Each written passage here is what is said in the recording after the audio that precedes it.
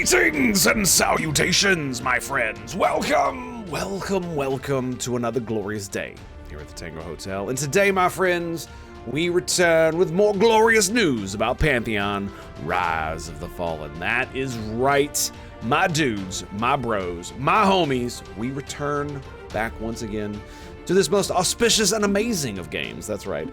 The game I have always wanted since EQ fell off the map, which gives me endless copium to keep me going, if you know what I'm saying. All right, so Pantheon Rise of the Fallen has announced that it is entering early access on December of 2024. That's right. I don't know when in December, but it's apparently happening. And it will be permitted in everyone who is a current pledge holder and who buys a digital copy of Pantheon Rise of the Fallen will be able to access the game from that point forth. And the servers will be up constantly. Yes, indeed. Unless they need to bring it down for maintenance or updates or unforeseen outages, it will be up all the time. We expect consistent uptime is what they have said. And now we get to the juicy. The most amazing part about this is the confirmed races, classes, and zones for early access of Pantheon Rise of the Fallen. Now, you can check this out on their website at pantheon.mmo.com,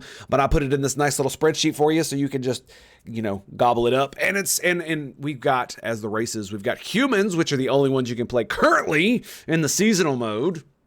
I mean, at least you can do male and female, I guess. And then we got ogres, elves, Darkmere, dwarves, and halflings. Now, boys, I tell you, I'm looking forward to both the ogre and the Darkmere. The Darkmere more so. It is the spiritual successor for me from the Ixar in EQ. That can actually be my favorite class, the Enchanter. So I'm super duper freaking stoked. I cannot wait.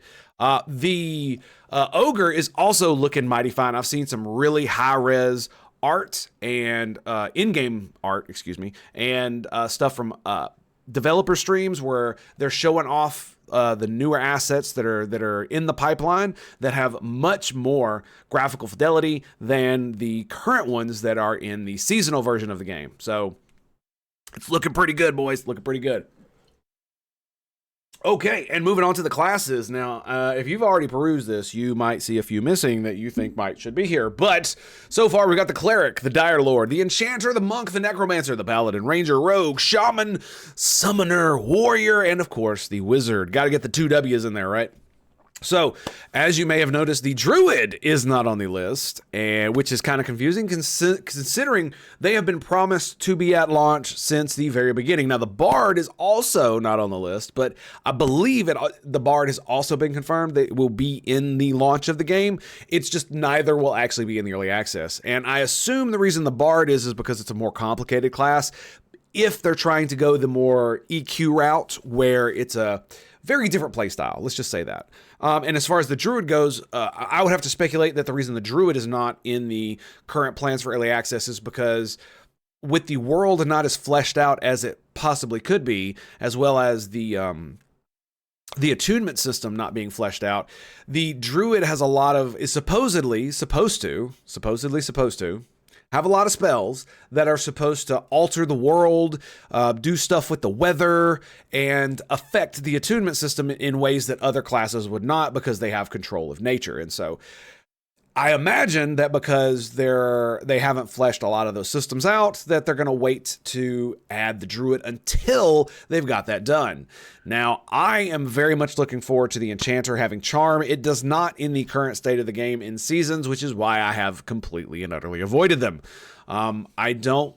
I love CC classes, and I love the Enchanter, but without Charm, it feels like half a class. It's like having a a summoner without a pet. It really does feel that way.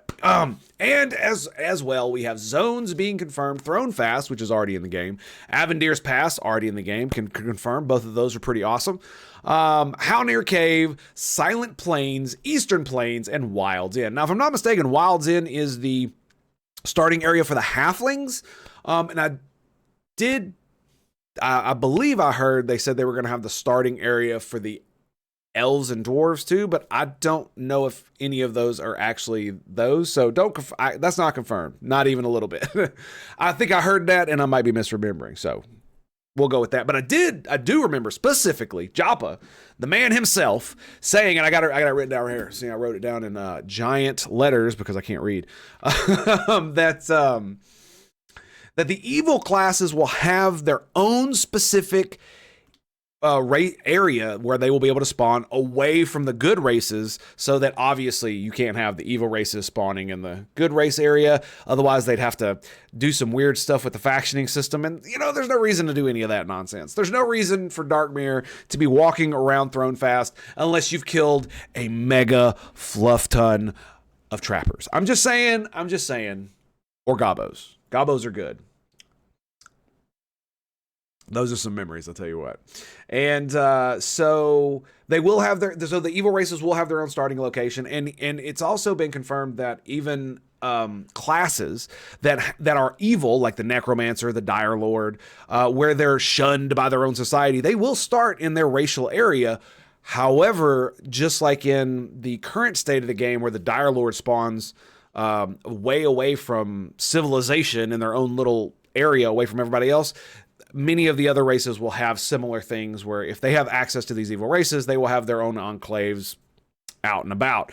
And so I'm very much looking forward to seeing how well this game plays. Now, with only these handful of zones, it is going to be a bit difficult to get a real feel for how the finished product is going to go. But so far, it definitely has that EQ feel, but it has also the advancement that I have been talking about on stream for ages, where if EQ and WoW, when EQ and WoW bifurcated, right? EQ, just like Star Wars and every other MMO at the time, basically tried to hop on the bandwagon that was WoW, changing the way the game plays to make it more accessible and blah, blah, blah, blah, blah, rather than continuing to fill the niche of more hardcore group-oriented gameplay. There are reasons this happened. I don't really fault EverQuest itself for doing this, because it's a business and it's got to do what it's got to do. But now we have the ability to have this kind of game, because there is no other game in that niche other than old school EverQuest. And maybe you could say, classic WoW feels it a little bit, but it's obviously not nearly as hardcore or group-centric as EverQuest was. So I'm really looking forward to seeing what they've got. A lot of the stuff that they've been showing on their development streams have been really interesting. It's really making the game look good. And so far, the gameplay actually feels pretty good. It feels like old school EQ, but with different advancements and various ways of abilities and whatnot. We can get into that later, though. So thank you for being here. Very much appreciated. And thank you for stopping by. I love your faces. And I'll see you guys next time right here at the Tango Hotel. And don't forget, my dudes, click that like and subscribe button. I love your faces. And I'll see you next time. Oh, yeah. And don't forget, I stream almost every single day, sometime in the middle of the night at twitch.tv/Tango Hotel. That's twitch.tv/Tango Hotel. My dudes, my bros, my homies. It's been a pleasure. It's been an honor. And I'll see you next time, boys. Peace out.